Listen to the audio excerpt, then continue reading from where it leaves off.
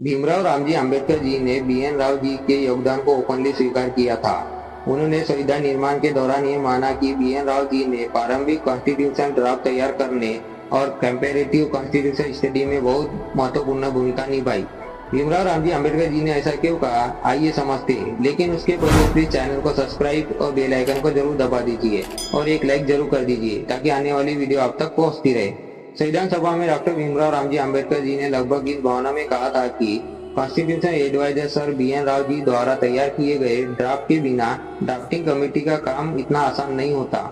उन्होंने ये भी माना कि बी.एन. राव जी ने दुनिया के कई संविधानों का अध्ययन किया, प्रारंभिक मसौदा इनिशियल ड्राफ्ट तैयार किया, संविधान सभा को कानूनी और तकनीकी सलाह दी।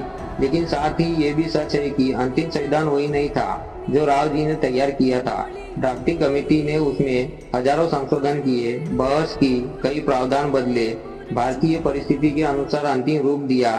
इसलिए B N. Rao ji constitution adviser और doctor Bhimrao Ramji Ambedkar ji drafting committee chairman chief architect बने।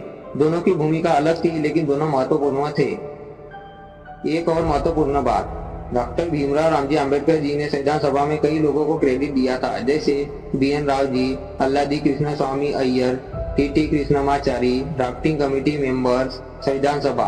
इससे यह पता चलता है कि वे संविधान निर्माण को कलेक्टिव एफर्ट मानते थे, न कि सिर्फ एक व्यक्तिगत काम। टी.टी. कृष्णमाचारी जी ने संविधान सभा में कहा था कि ड्राफ्टिंग कमेटी के कई सदस्य अनुपस्थित या निष्क्रिय थे, इसलिए सबसे बड़ा बोझ डॉक्टर भीमराव रामजी आम्बेडकर जी पर आ गया था। इसी कारण इतिहास में डॉक्टर भीमराव रामजी आम्बेडकर जी को भारत का संविधान का मुख्य निर्माता कहा जाता है। ठीक उसी तरह महान वही होता है जो दूसरों के योगदान का सम्मान करना जानता है।